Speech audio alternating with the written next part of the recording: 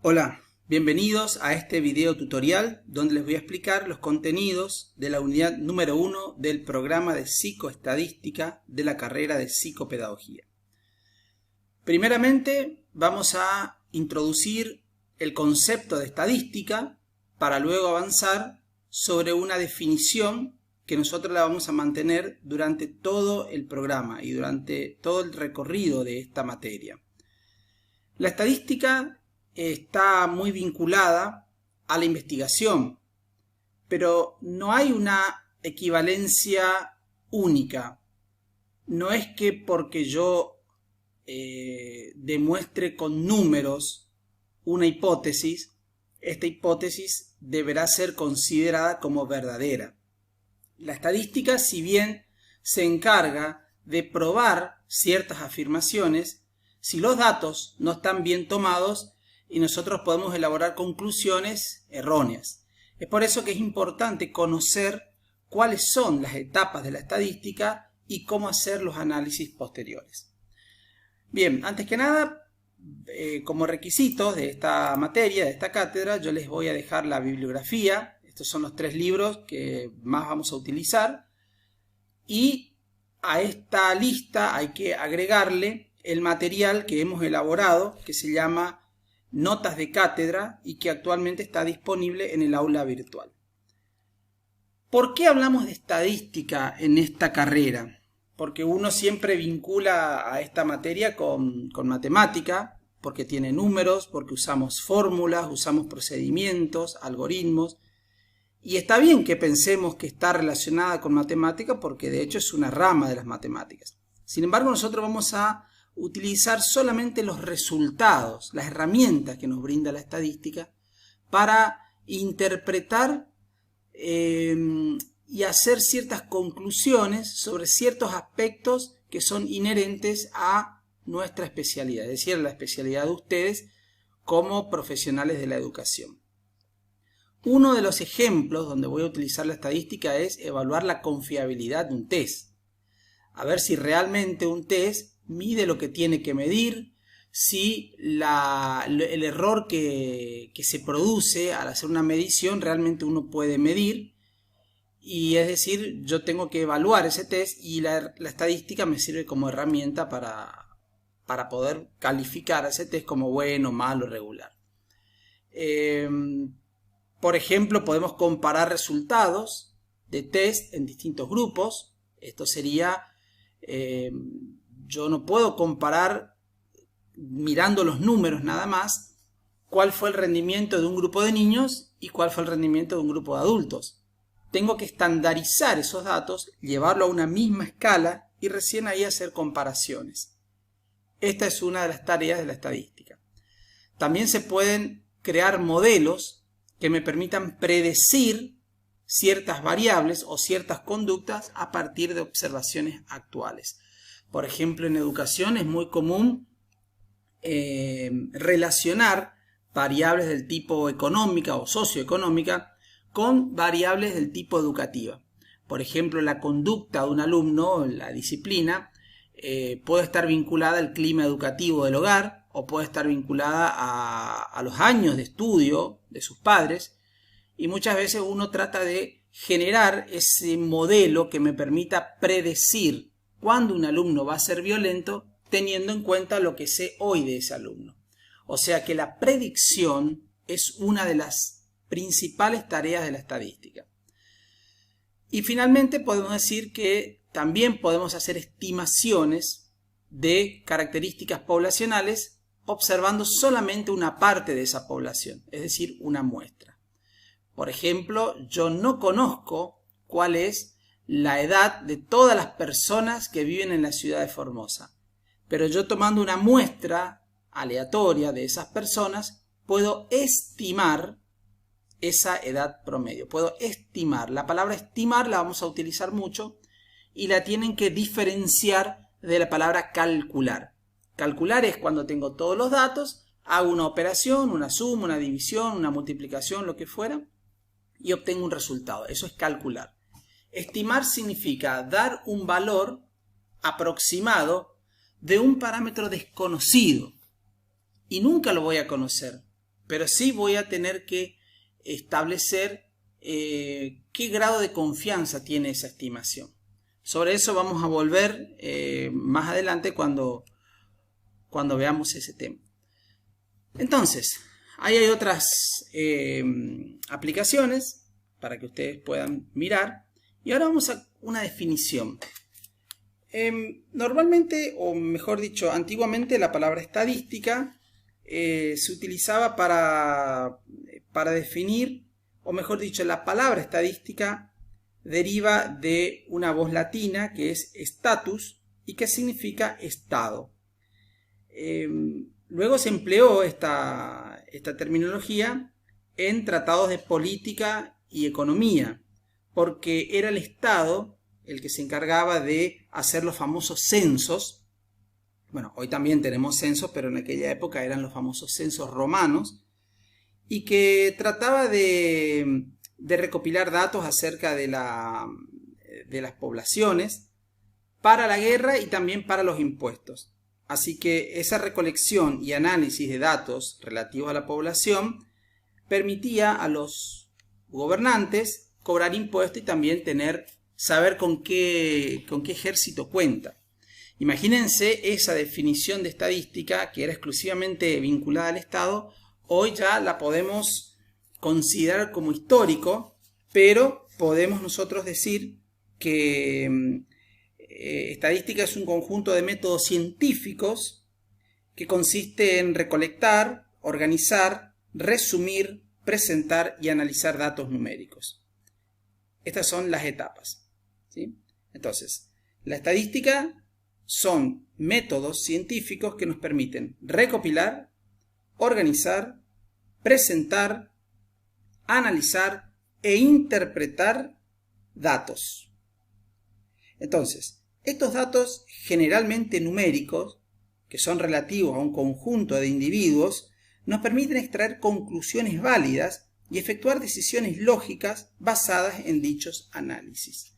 Es decir, a través de todo este procedimiento nosotros vamos a elaborar conclusiones que por supuesto van a estar vinculadas a nuestra especialidad. Si yo puedo recopilar, organizar, presentar y analizar datos y no logro interpretar ese número que me da como resultado final, toda esa tarea, todas esas etapas habrán sido en vano. Porque ¿de qué sirve tanto esfuerzo si yo no puedo interpretar el resultado? Y sobre todo si no puedo tomar una decisión a partir de ese resultado. Esto es crucial para el desarrollo profesional. Yo tengo que tomar decisiones en base a datos, no en base a sensaciones, a presentimientos o a divulgaciones que por ahí no son de una fuente genuina. Entonces, por eso es muy importante tomar la estadística como una ayuda que me va a permitir hacer este tipo de conclusiones. Ojo, esa ayuda no tiene que tampoco ser vinculante. Hay veces que uno compara dos números y porque uno es mayor que el otro ya dice que es significativamente mayor. Entonces, tampoco hay que asegurarnos por ese lado. Vamos entonces a la primera unidad que tiene que ver justamente con la descripción de estas etapas, la recolección, la organización y la presentación de datos. Vamos entonces a ver a qué nos referimos con recopilación. Antes que nada, para empezar a recopilar datos, yo tengo que definir claramente cuál es la población objetivo. ¿Qué es la población? Es el conjunto de individuos, objetos, parcelas a los cuales yo voy a destinar mi estudio, mi investigación, mi análisis. No tengo que entender la población siempre como personas. Puede ser una población de escuelas, puede ser población de animales, puede ser población de árboles, puede ser población de parcelas de trigo, ¿sí? Pero lo que tienen que entender es el conjunto al cual yo voy a destinar mi investigación. Vamos ahora con un ejemplo a ver esa definición. La muestra es una parte representativa de la población. Como generalmente esa población es muy grande y abarca un área geográfica muy grande y es muy difícil abarcar, tenemos que conformarnos con una parte representativa a la cual llamamos muestra. La muestra no es solamente una parte, por eso yo le agregué la palabra representativa y la voy a seguir utilizando y voy a seguir insistiendo, porque no porque yo tome una parte de la población, eso es una muestra. La muestra tiene que reflejar todas las características de la población, pero en un tamaño mucho menor que se pueda analizar, que se pueda estudiar, o sea que me insuma menos recursos. ¿Y cómo se toma una muestra? Bueno, tomar una muestra no es sencillo, porque depende de muchos factores. Depende de cuál es el objetivo de investigación, depende de cómo está repartida esa población en una región geográfica, depende de qué tan accesibles son esas unidades experimentales. Así que para conocer las técnicas de muestreo, nosotros debemos abrirnos por un camino aparte dentro de la estadística, que se llama justamente muestreo. Pero bueno, no es ese el objetivo de este curso, sino simplemente definir lo que es una muestra. La unidad de análisis es ese objeto o esa persona o esa escuela del cual voy a obtener el dato numérico o el dato que no es numérico, pero que es un dato que yo lo voy a analizar. Esa es la unidad de análisis. Y esa unidad de análisis se va a diferenciar de otra a través de características que justamente van variando de unidad en unidad. Van variando de persona en persona, de escuela en escuela. Y esas características se llaman variables. Este sería el esquema de una población. Bueno, yo le puse una población compuesta por personas, pero bueno, vuelvo a decir lo que dije recién. Esas personas en realidad pueden ser árboles, pueden ser escuelas, pueden ser empresas. Y dentro de esa población tomo una muestra representativa, obviamente. Ahí tenemos la descripción. Y cada una de esas personas constituye una unidad de observación. Entonces, sobre esa unidad de observación voy a registrar variables que se clasifican en cualitativas y cuantitativas. Las variables cualitativas son aquellas que expresan una cualidad, una característica.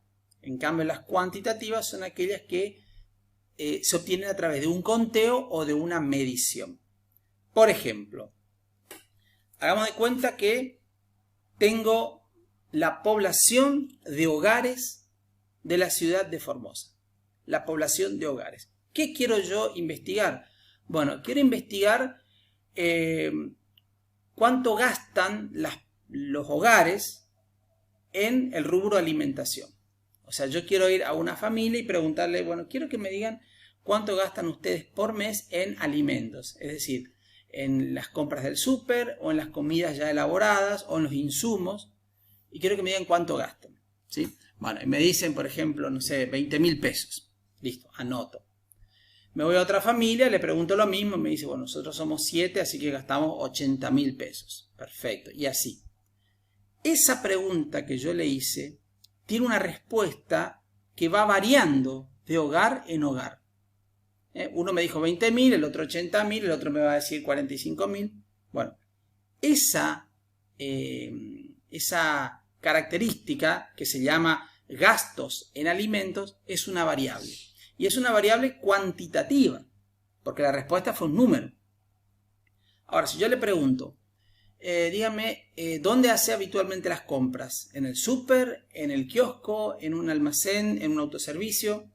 Ahí también esa característica es una variable, pero es una variable cualitativa, porque la persona me va a responder con la palabra supermercado, con la palabra autoservicio, mini mercado, no me va a dar un número, ¿sí? Y dentro de las variables cuantitativas o numéricas vamos a diferenciar aquellas que se obtienen por conteo, que son las discretas, y aquellas que se obtienen por medición, que son las continuas. Un ejemplo de variable cuantitativa discreta es la cantidad de hijos que tiene cada persona. Es un número entero, ¿no? En cambio, si yo le pregunto a una persona el peso o la talla, me puede responder con decimales. Y más importante aún, saber que ese número se obtiene por medición.